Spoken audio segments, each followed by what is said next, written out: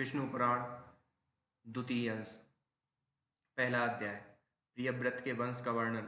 श्री मैत्रेय जी बोले, हे भगवान, हे गुरु, मैंने जगत की सृष्टि के विषय में आपसे जो कुछ पूछा था वह सब आपने मुझसे भली प्रकार कह दिया। हे मुनि श्रेष्ठ, जगत की सृष्टि संबंधी आपने जो यह प्रथम अंश कहा है उसकी एक बात मैं और सुनना चाहता हूँ। स्वयंभुव मनु के जो प्रियव्रत और उत्तानपाद दो पुत्र थे, उनमें से उत्तानपाद के पुत्र ध्रुव के विषय में तो आपने कहा, किंतु हे द्विज, आपने प्रियव्रत की संतान के विषय में कुछ भी नहीं कहा। अतः मैं उसका वर्णन सुनना चाहता हूँ, सो आप प्रसन्नता पूर्वक कहिए। श्री पराशर जी बोले, प्रियव्रत ने करदम जी की पुत्री से विवाह किया था। उससे उनके सम्राट और कुक्षी नाम की दो कन्याएं तथा 10 पुत्र उत्पन्न हुए। प्रियव्रत के पुत्र बड़े बुद्धिमान, बलवान, विनय संपन्न और अपने माता पिता के अत्यंत प्रिय कहे जाते हैं। उनके नाम सुनो। वे आग्रीद, अग्निबाहु, वपुष्मान, द्युतिमान, मेधा, मेधातिथि, भव्य, शवन और पुत्र थे तथा 10वां यथार्थनामा ज्योतिषमान था। वे प्रियव्रत के पुत्र अपने बल पराक्रम के कारण विख्यात थे। उनमें महाभाग, मेधा, अग्निबाहु वो पुत्र, ये 3 योग परायण तथा अपने पूर्व जन्म का वृत्तांत जानने वाले थे। उन्होंने राज्य आदि भोगों में अपना चित्त नहीं लगाया। हे मुने, वे निर्मल चित्त और कर्म फल की इच्छा से रहित थे तथा समस्त विषयों में सदा न्यायानुकूल ही प्रवृत्त होते थे। हे मुनि श्रेष्ठ, राजा प्रियव्रत ने अपने शेष 7 महात्मा पुत्रों को 7 द्वीप बांट दिए। हे महाभाग, पिता प्रियव्रत ने आग्नेय को जम्बूद्वीप और मेधातिथि को लक्ष्य नामक दूसरा द्वीप दिया। उन्होंने शाल्म द्वीप में वपुष्मान को अभिषिक्त किया और ज्योतिषमान को कुशद्वीप का राजा बनाया। द्वितीयमान को कौंच द्वीप के शासन पर नियुक्त किया।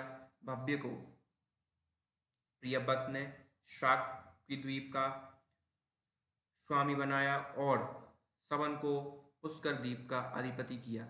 हे मुनि सत्तम, उनमें जो जम्मू द्वीप के अधीश्वर राजा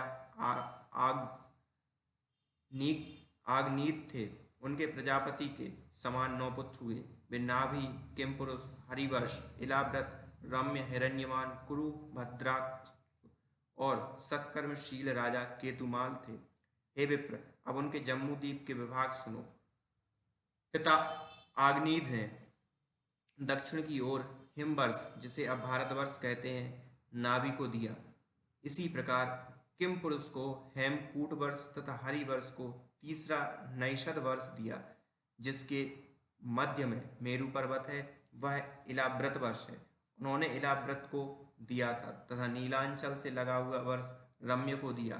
पिता आग्नीद ने उसका उत्तरवर्ती श्वेत वर्ष हिरण्यवान को दिया तथा जो वर्ष श्रृंगवान पर्वत के उत्तर में स्थित है वह कुरु को, और जो मेरु के पूर्व में स्थित है वह भद्रांश को दिया तथा केतुमाल को गंध मादन वर्ष दिया। इस प्रकार राजा आग्नीद ने अपने पुत्रों को ये वर्ष दिए।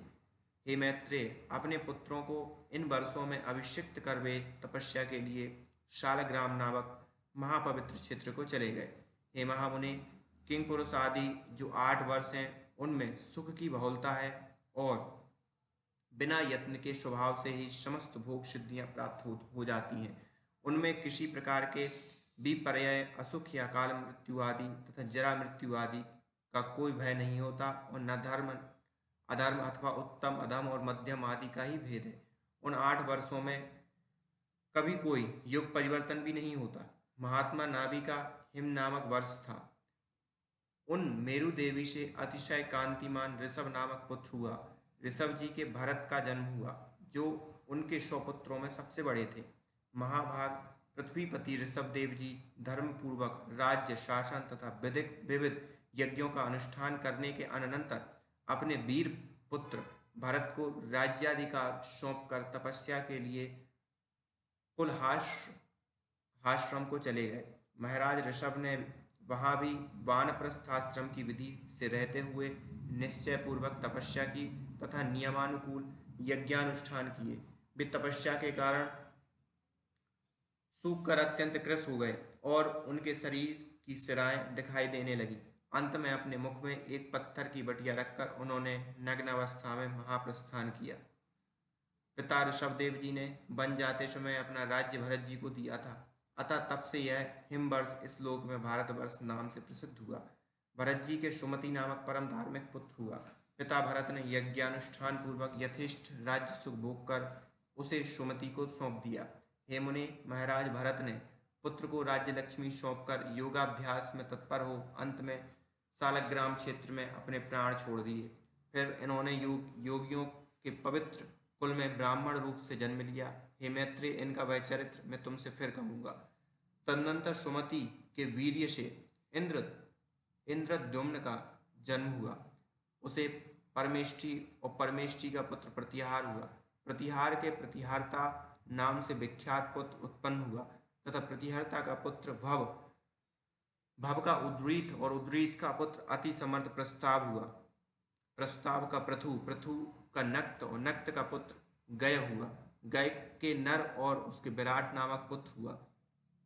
उसका पुत्र महावीर्य था। उससे धीमान का जन्म हुआ तथा धीमान का पुत्र महांत और उसका पुत्र मनस्यु हुआ। मनस्यु का पुत्र त्वष्टा, त्वष्टा का विरज और विरज का पुत्र रज हुआ। हे मुनि, रज के पुत्र शतजित के 100 पुत्र उत्पन्न हुए। उनमें विश्व ज्योति प्रधान था। उन 100 पुत्रों से यहाँ की प्रजा बहुत बढ़ गई। तब उन्होंने इस भारतवर्ष को 9 विभागों से विभूषित किया, अर्थात ये सब इनको 9 भागों में बांटकर भोगने लगे। उन्हीं के वंशधरों ने पूर्व काल में कृत क्षेत्रादि युग क्रम से 71 युग पर्यंत इस भारत भूमि को भोगा था।